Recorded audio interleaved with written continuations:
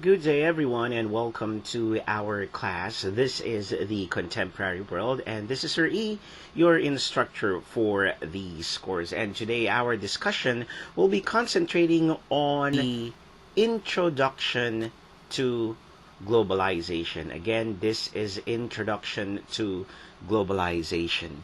Now, globalization has immensely affected human activities and nation-state relationships, our economic, political, and social-cultural awareness and posturing to the world dramatically transformed as we try to keep up with its repercussions and uncertainties. Now, we have to understand that globalization was a moment of getting accustomed to what the world out there looked like. And as we proceed with our discussion, here are our learning objectives for this topic. First, we will try to differentiate the competing concepts of globalization.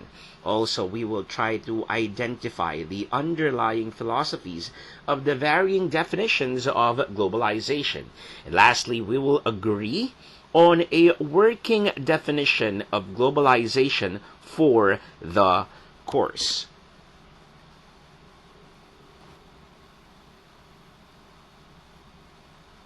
As I said a while ago, globalization was a moment of getting accustomed to what the world out there looked like.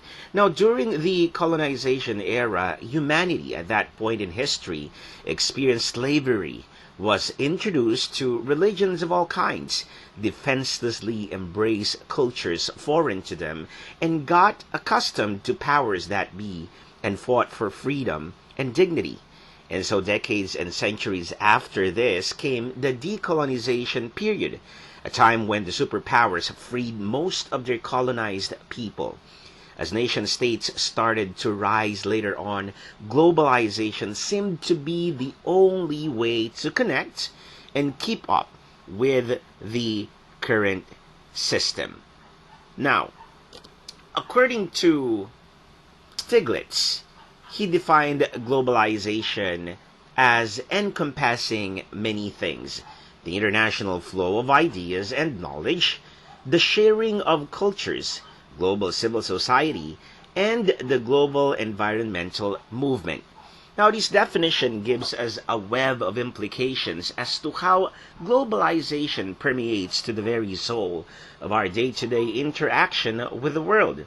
It is important to zero in, however, on the fact that globalization caters to not just a specific country or culture, but is predisposed to an unbounded, universal, all-inclusive state of humanity. On the other hand,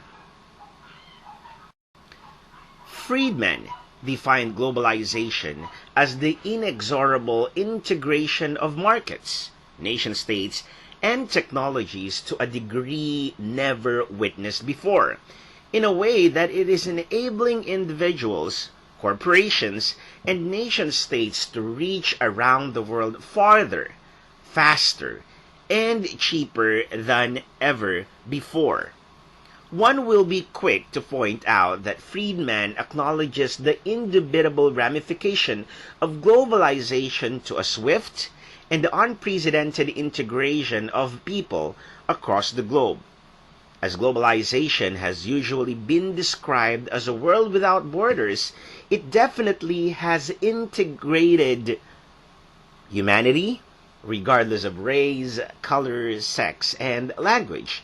It is in these contexts that we try to analyze how we are to approach and understand globalization and its implications.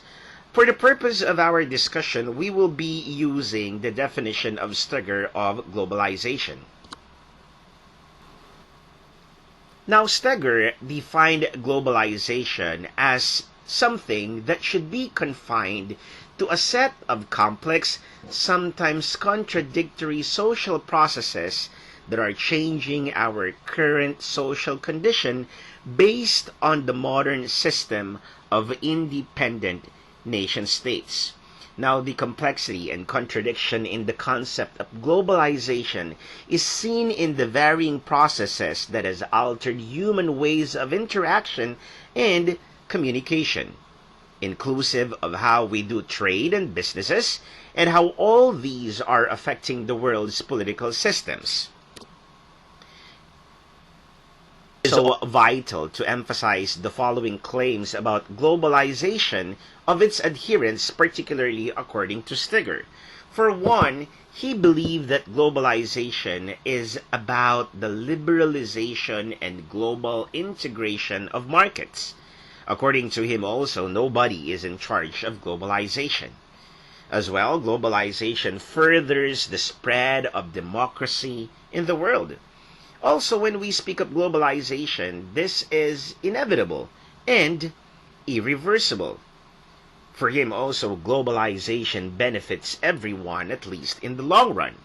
And again, globalization requires a global war on terror. Now, these claims, though, do not necessarily reflect what globalization exhaustively does to the world. We have to take into consideration how people from developing countries are struggling to keep up with the trends and ramifications of globalization.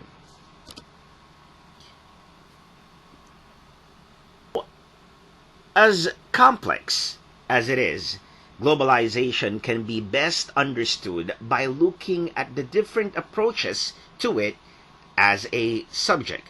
Now, Stagger gave us clean-cut ways to look at globalization as a process. Now, these processes will be exhaustively discussed at least in the succeeding lectures. Now, we will look at globalization as an economic process. Now, the evolving structures of the global economic market is the point of reference to Stagger's idea of globalization as an economic process. Now, this is globalization as an economic process. Importation and exportation of tangible and intangible goods and services at a faster rate, regardless of global locations, is seen as the power of globalization. Economic globalization most definitely provides for the acceleration, liberalization, and explosion of the global market. We also have to look at globalization as a political process. The truth is, these courses or conversations on economic perceptions on globalization would be difficult if we are not going to analyze political processes and institutions. Politics seems to swallow the effect of global economics and can do no other except to follow its course, adjusting its policies in the global order. In fact, globalization has been seen as a gradual process of relative deterritorialization that facilitate the growth of supra-territorial relations between people. As well, we have to look at globalization as a cultural process. Now, when we speak of globalization as a cultural process, we have to understand that the impact of globalization to modern culture is one that cannot be overly stated. Tomlinson expressed that cultural globalization is a densely growing network of complex cultural interconnections and interdependencies that characterize modern social life. It is vital that we emphasize the impact of globalization to local cultures. As the cultural impact of globalization pervades in every aspect of the society, it is needless to say that it transformed our century-long conceptions of what is and what globalization is not. So as we look back at our discussion on the introduction to globalization, again, it's very important to understand that globalization has immensely affected our activities and the relationships of many countries. Again, to say that globalization is a simple phase of history is a baloney. Again, we have to understand that globalization has tremendously affected and is overwhelmingly dictating the course of our current system, which speak volumes of its overwhelming impact on humanity's destiny. Globalization is still something that is hard to grasp, as its complexities are far greater than we could have imagined. Now, that wraps up our discussion on Introduction to Globalization. And this is the contemporary world. Thank you very much for listening to our lecture. Again, this is Sir E, your instructor for this course. Stay safe, stay sane, and stay strong, everybody. Until we see each other again for the next lecture. God bless you all, and goodbye.